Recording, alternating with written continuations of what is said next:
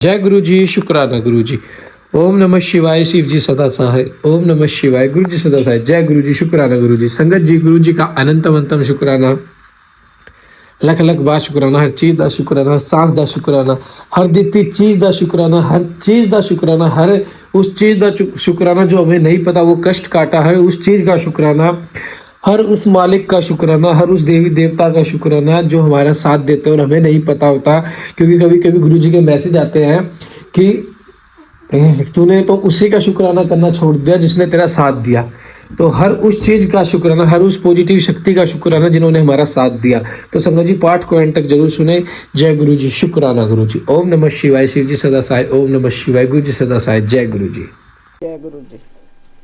सती की तपस्या से संतुष्ट देवताओं का कैलाश में जाकर भगवान शिव का सत्वन करना। ब्रह्मा जी कहते हैं कि नारद, एक दिन मैंने तुम्हारे साथ जाकर पिता के पास खड़ी हुई सती को देखा। वह तीनों लोकों की सारभूता सुंदरी थी।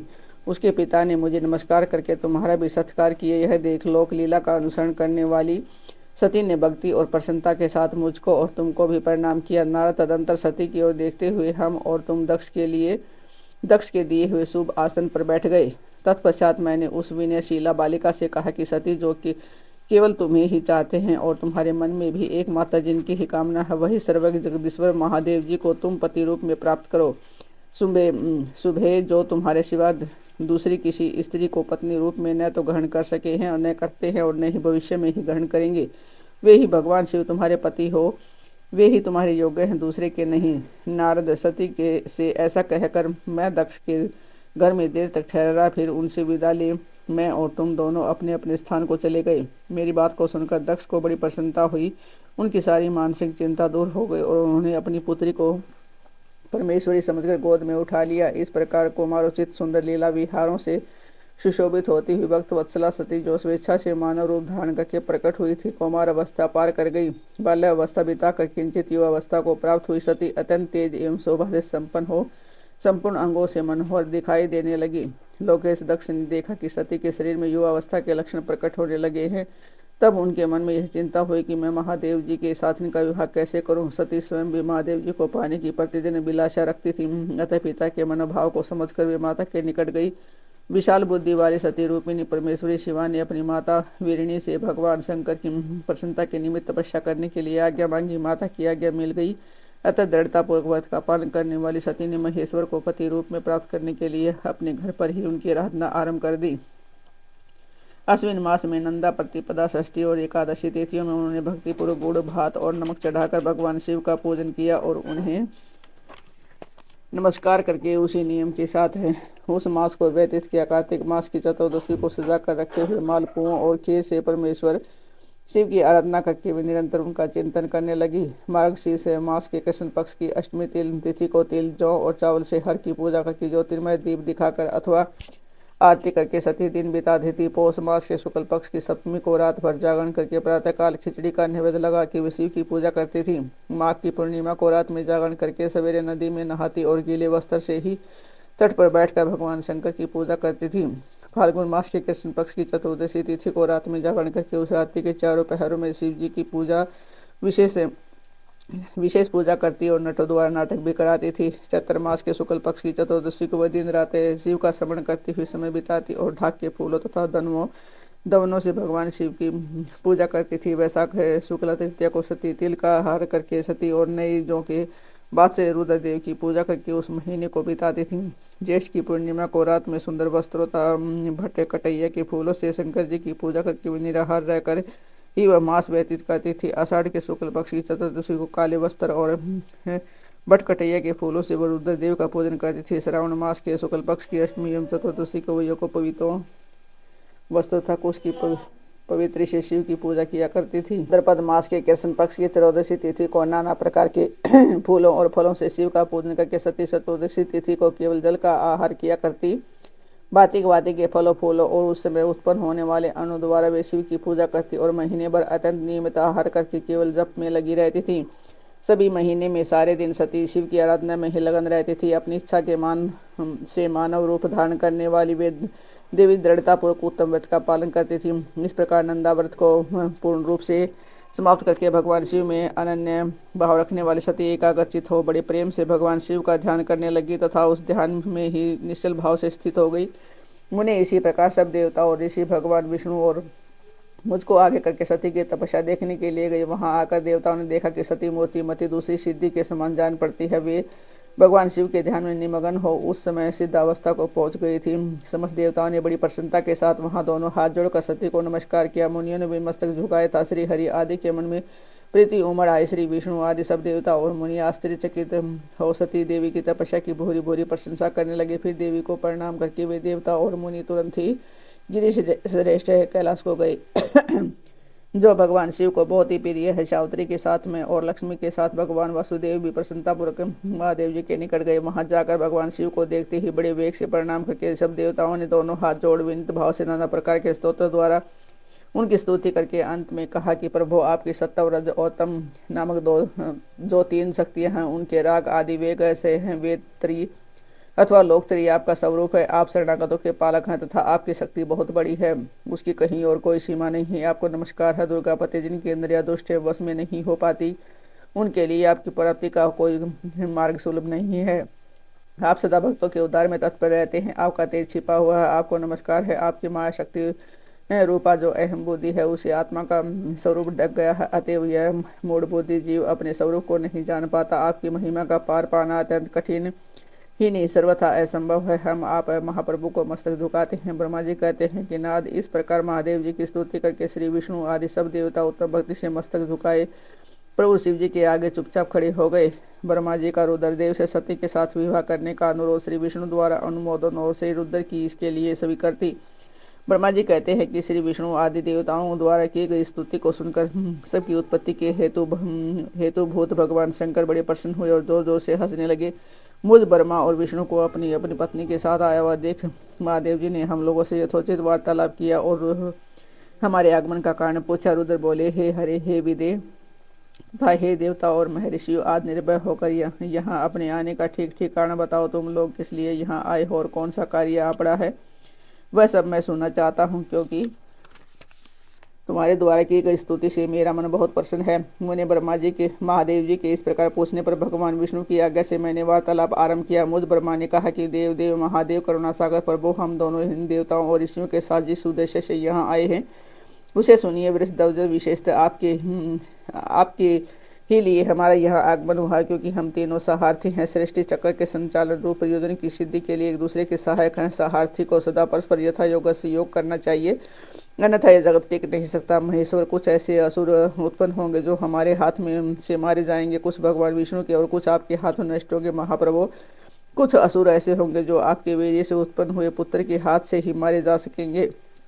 प्रभु, कभी कोई विरले ही असुर ऐसे होंगे जो माया के हाथों द्वारा वध को प्राप्त होंगे। आप भगवान शंकर की कृपा से ही देवताओं को सदा उत्तम सुख प्राप्त होगा। घोर असुरों का विनाश करके आप जगत को सदा स्वास्थ्य एवं अभय प्रदान करेंगे। अथवा यह भी संभव है कि आपके हाथ से कोई भी असुर न मारा जाए, क्योंकि आप सदा योग युक्त रहते हुए राग द्वेष से रहित हैं तथा एकमात्र दया करने में ही लगे रहते हैं।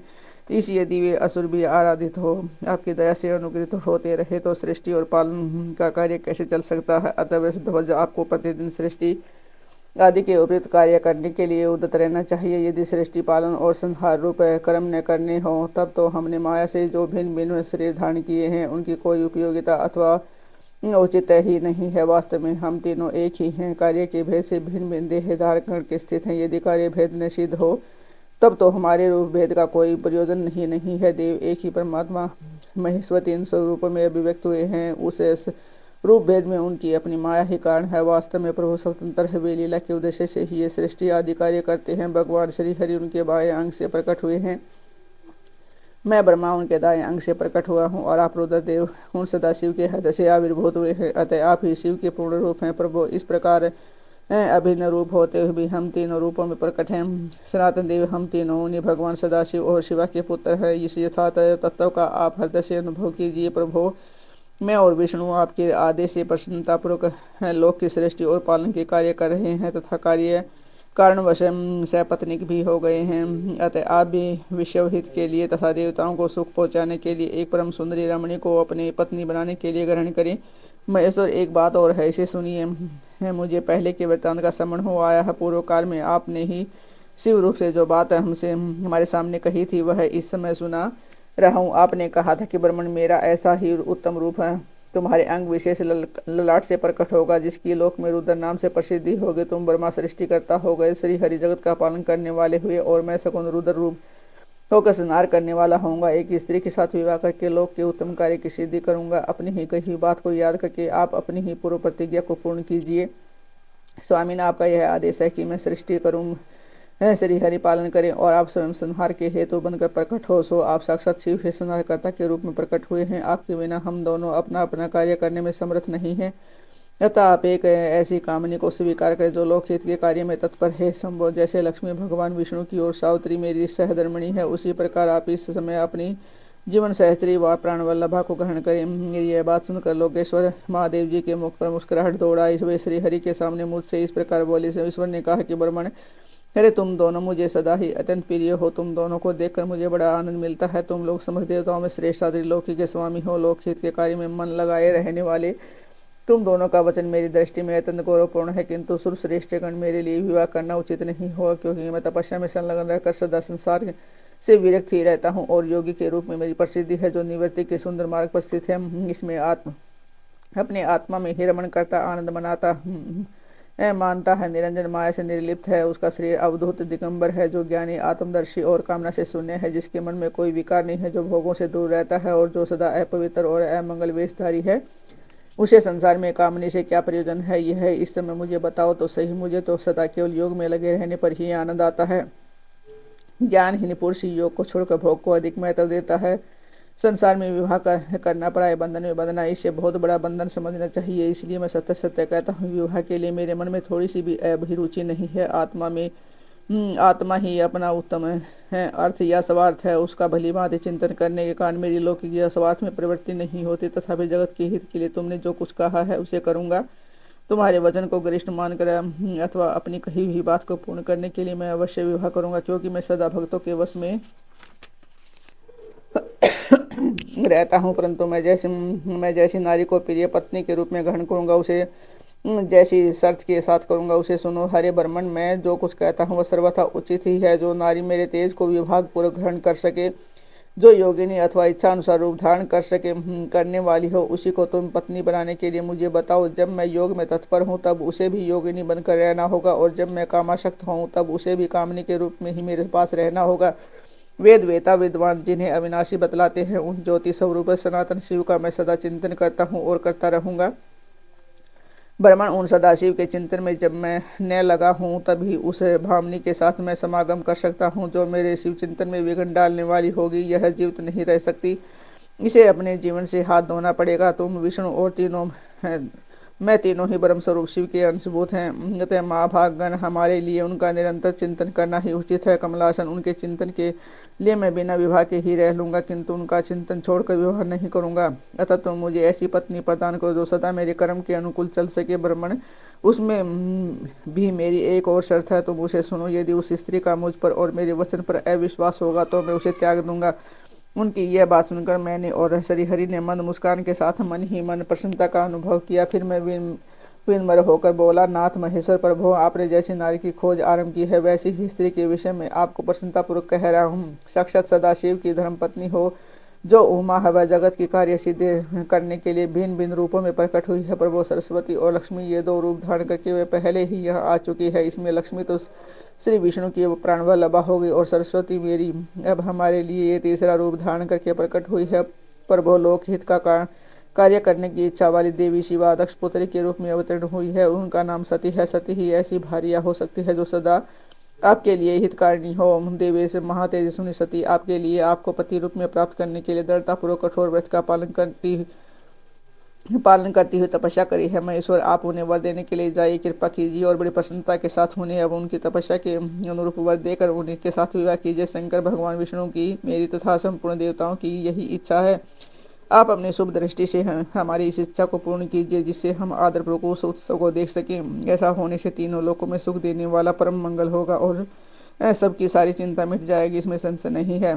तदंतर मेरी बात समाप्त होने पर लीला विग्रह धारण करने वाले भक्त वत्सल महेश्वर ने मधुसूदन अच्युत से इसी का समर्थन किया। तब भक्तवत्सल भगवान शिव ने हंसकर कहा, बहुत अच्छा, ऐसा ही होगा। उनके ऐसा कहने पर हम दोनों उनसे आज्ञा ले अपनी पत्नी तथा देवताओं और मुनियों के साथ अत्यंत प्रसन्न हो अपने अभिष्ट स्थान को चले आ गए।